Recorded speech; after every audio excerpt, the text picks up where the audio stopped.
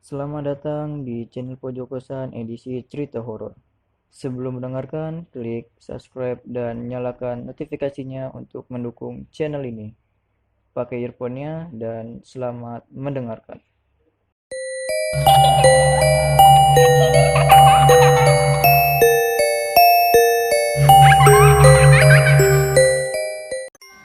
Assalamualaikum, gue Salma.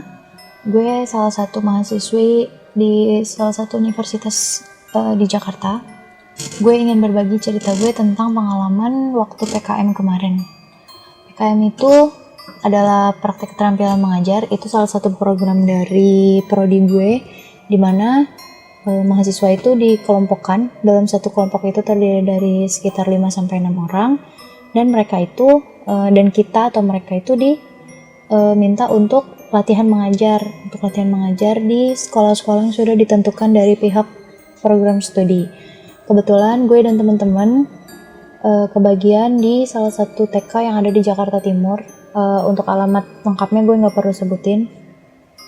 Jadi PKM ini gue dan teman-teman udah harus standby dari jam sekitar 7:30 pagi untuk nyambut anak-anak, karena gue kan ngambil program studinya PAUD, jadi gue harus magangnya di TK. Dan baru bisa pulang atau bisa balik itu dari sekolah jam 4 sore, karena jam operasional TK yang gue dapet itu baliknya jam 4 sore gitu. Guru-gurunya ya, bukan anak-anaknya. Nah, habis itu kita rundingan, kita akhirnya mutusin buat ngontrak aja, karena kalau kita PP, kita pulang pergi itu lumayan ngabisin tenaga dan ngabisin waktu, karena jarak dari sekolah ke rumah kita masing-masing itu jauh-jauh banget. Akhirnya kita mutusin untuk ngontrak. Kebetulan kita dapat kontrakannya itu deket banget, bisa jalan kaki dari kontrakan ke sekolah dengan harga yang cukup murah waktu itu. Kontrakannya itu cuma memang nggak terlalu gede sih, kita petakan gitu kontrakannya. Jadi satu rumah itu ada 3 petak, yang yang ruang depan, lalu ada ruang tengah, dan ruang belakang itu dapur sama kamar mandi. Jadi kalau kita masuk pintu tuh langsung kelihatan gitu dapurnya. Nah, akhirnya kita mutusin untuk ngontrak di situ aja. Awal-awal kita bersih-bersih kontrakan sebenarnya nggak kenapa-napa sih, ngerasa adem-adem aja gitu kan. Terus kita ngerasa juga tempatnya bersih, terus strategis, deket kemana-mana gitu. Ya udah enjoy aja kan, sampai akhirnya kita pindah ke sana. Kita udah naruh barang-barang, udah nyusun semuanya. Seminggu awal tuh masih biasa-biasa aja.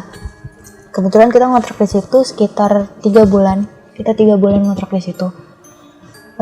Seminggu pertama baik-baik aja, santai gitu, suasananya juga nggak ada yang gimana-gimana, cuma emang panas banget di situ tuh, panas banget, hawanya bener-bener panas, kayak ngelekep gitu, kayak lo diungkep gitu deh ya kan. Terus mulai seminggu setelah itu, setelah kedamaian itu berlangsung, muncullah kejadian-kejadian yang cukup gimana ya, cukup bikin merinding sih gitu.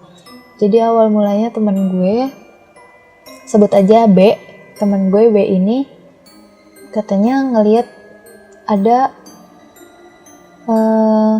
sesuatu gitu di atas pintu. Pas kita obrolin lagi, ternyata yang dia lihat itu ada kepala di atas pintu utama.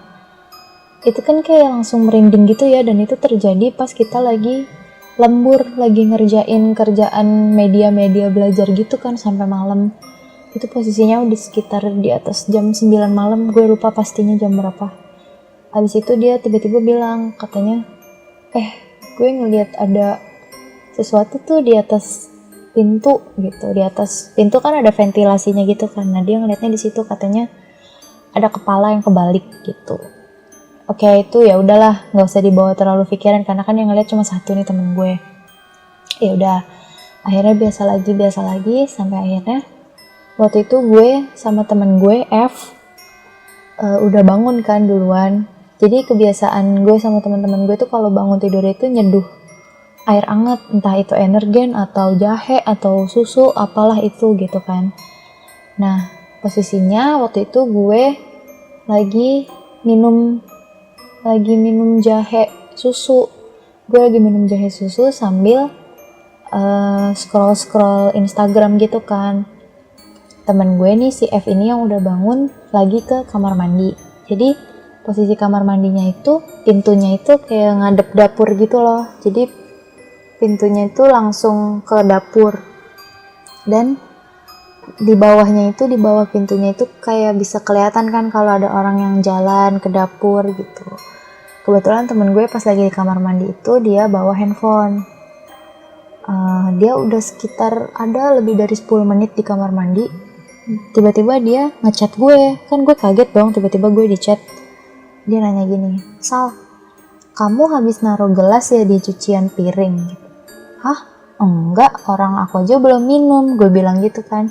Aku aja belum minum, soalnya ini masih panas, gue bilang gitu. Terus temen gue balas lagi gini, lah terus tadi yang lewat di depan kamar mandi siapa? Aku kira kamu naruh gelas di cucian piring, tapi dia emang masuknya ke tembok sih, bukan balik ke arah depan. Jeng-jeng, gue takut banget dong. Gue deg-degan banget sumpah, walaupun itu udah jam 7 pagi. Tapi tuh kayak, berarti kan tadi dia ada dong di sekitar gue gitu. Itu kejadian kedua yang lumayan bikin merinding sih walaupun pagi-pagi ya.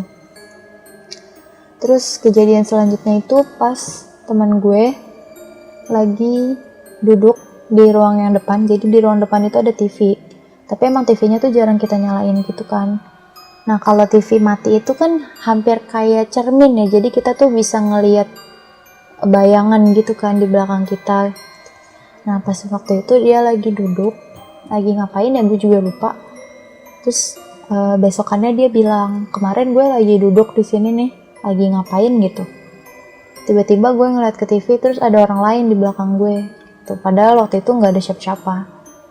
Udah, itu kejadian ketiga. Nggak terlalu serem kan, sampai akhirnya gue waktu itu diisengin sama si yang mungkin yang penghuni situnya kali ya. Jadi waktu itu jadi sebenarnya kita ini tuh setiap minggu pulang karena kan deket ya, lumayan deket tapi nggak deket banget, jadi ya masih bisa lah kita untuk weekend itu balik ke rumah masing-masing. Nah jadi waktu hari Jumat kan kita udah pulang nih. Nah gue ini balik lagi hari Minggu. Waktu itu kita janjian buat datangnya siang karena kita harus ngerjain project kelompok kan untuk PKM. Gue udah datang duluan nih, gue datang pertama itu sekitar jam 1 siang kalau nggak salah.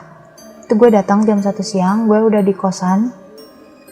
Terus tadinya gue biasa aja kan, pintu gue buka karena kan rada panas gitu. Pintu gue buka, kipas gue nyalain. Tapi kok lama-lama gue rada-rada merinding gimana gitu ya. Terus gue lapar, akhirnya gue masak mie dulu kan ke dapur. Pas gue masak mie, ya udah nggak ada apa-apa gitu kan. Gue udah selesai makan. Gue tuh karena udah mulai takut, gue nyalain TV yang kenceng. Terus kipas angin gue nyalain juga, jadi biar berisik gitu kan suasananya. Pintu gue tutup, tapi jendela gue buka, gordennya gue tutup gitu.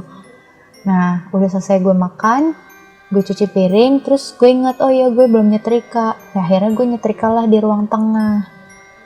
Di ruang depan TV tetap gue nyalain tuh waktu itu. Gue nyetrika di ruang tengah, baru dapet 1 baju kalau nggak salah. Tiba-tiba pintunya ada yang ngetok. Lah gue pikir temen gue kan gitu, tok tok tok tok gitu. Oh temen gue kali datang, terus gue diemin aja. Terus ada ketokan lagi, sekali lagi tok tok tok gitu. Akhirnya gue samperin dong ke pintunya. Pas gue buka nggak ada siapa-siapa.